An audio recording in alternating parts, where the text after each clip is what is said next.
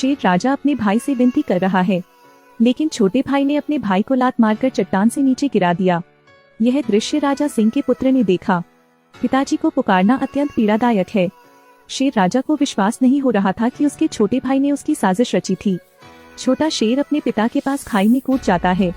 वह अपने पिता को उठलाने के लिए कहना चाहता था।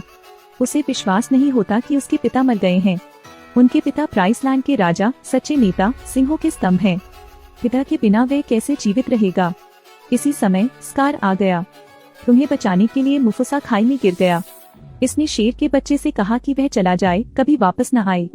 मैंने सोचा कि यह शेर के बच्चे को छोड़ देगा, लेकिन जैसे ही शावक चला गया, उसने लकड़बग्घे से उसका पीछा करने को कहा। शेर का बच्चा खाई में गिरने को मजबूर हो गया। सौभाग्य से उसकी जान बड़ी है, इसलिए वह अभी भी जीवित है। महान शेर के बच्चे का नाम सिम्बा है। उसने अंकल स्कार की बातों पर भरोसा किया। उसे लगा कि वह शेरों का नेतृत्व करने के योग्य नहीं है। उन्हें ये जगह छोड़नी पड़ी। वह अकेले ही रेगिस्तान में चला गया। अंत में उस पर मन और शरीर दोनों से हमला किया गया, लेकिन फिर भी वह गिर गया। शेर राजा स्कार के भाई ने शेरों को धोखा दिया। सिम्बा को बचाने के लिए राजा चट्टान से गिर गया। सिम्बा भी गायब है।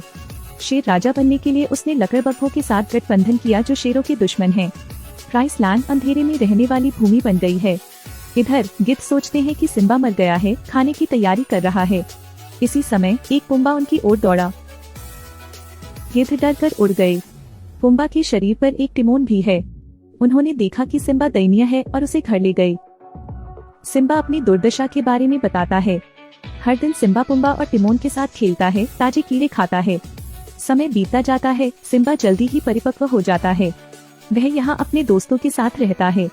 लेकिन प्राइसलैंड एक मृत भूमि बन गई है। वह अच्छी भूमि, जहाँ सभी चीजें एक समय फलती फूलती थी, स्कार ने उसे मायाजाल में बदल दिया। वे लगातार जानवरों का शिकार करते हैं। सब कुछ विलुप्त होने के करीब है। ये शेर वाकई बहुत बुरा है। इसने न केवल उसके भाई की हत्या की, बल्कि राजा की पत्नी को भी लूट लिया। इसने सर्दी से कहा, जब तक तुम मेरी रानी हो, तुम जो चाहो पा सकती हो। लेकिन उसने स्कार को अस्वीकार कर दिया। स्कार जानता है, रानी के समर्थन के बिना वह हमेशा के लिए सिंहासन पर कब्जा कर लेगा। सिंह राजा का पद पाने के लिए उसने रानी को मारकर नई रानी ढूंढने का निर्णय लिया। इस दहाड़ ने स्कार को डरा दिया। यह मान लिया गया है कि मुफुसा वापस आ गया है। मेरी माँ को चोट पहुँचाने की कोशिश मत करो। सिम्बा। पता चला कि यह मुफुसा नहीं बल्कि सिम्बा है। स्कार ने फिर धोखा दिया। तुम्हारे कारण तुम्हारे पिता की मृत्यु हो गई, फिर भी तुम यहाँ से भाग गए। आपने गरीब माँ को पीछे छोड़ दिया। आप प्राइसलैंड के राजा बनने के योग्य नहीं हैं। स्कार ने सिम्बा को रसातल में धकेल दिया। सिम्बा खड़ा नहीं रह सका, लगभग चट्टान से गिर गया।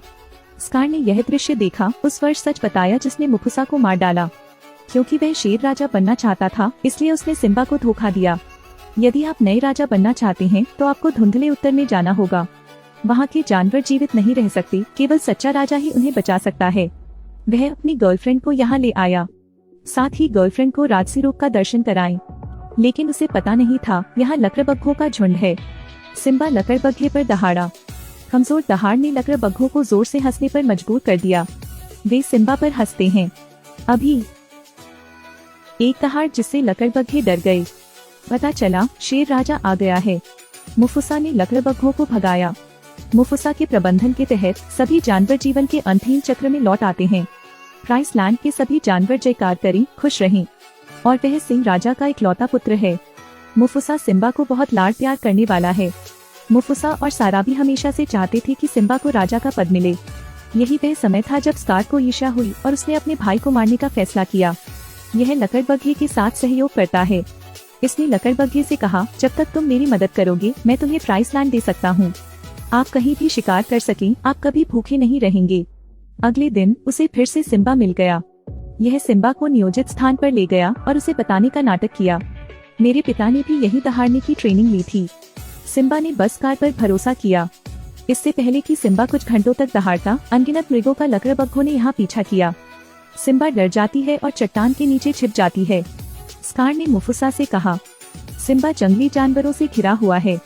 शेर राजा ने अपने बेटे को खतरे में सुना और बिना सोचे समझे घाटी की ओर दौड़ पड़ा। उसने अपने बेटे को पेड़ पर देखा और बिना किसी हिचकिचाहट के नीचे कूद गया। लेकिन जैसे ही वह सिम्बा को सुरक्षित लेकर आया, मुफुसा पर एक जंगली जानवर ने हमला कर दिया। राजा तो राजा है। यह उठ गया, सुरक्षित रूप से चट्टान पर चढ़ गया। यह चढ़ता है। जैसे ही वह पहाड़ की चोटी पर चढ़ने ही वाली थी, स्कार फिर से प्रकट हो गया।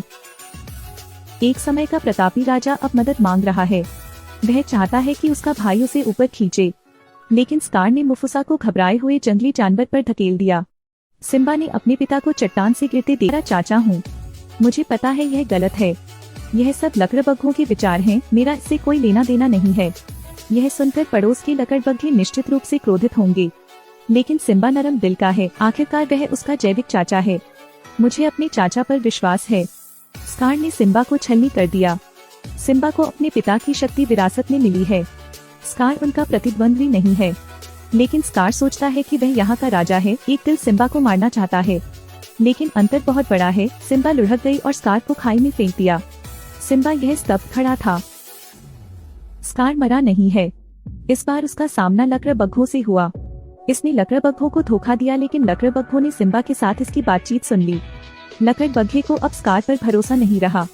शेर को लकड़बग्घों द्वारा तंग किया जा रहा है। सिम्बा के नियंत्रण में प्राइस लैंड के सभी जानवरों को उनकी पूर्व जीवन शक्ति बहाल कर दी गई है।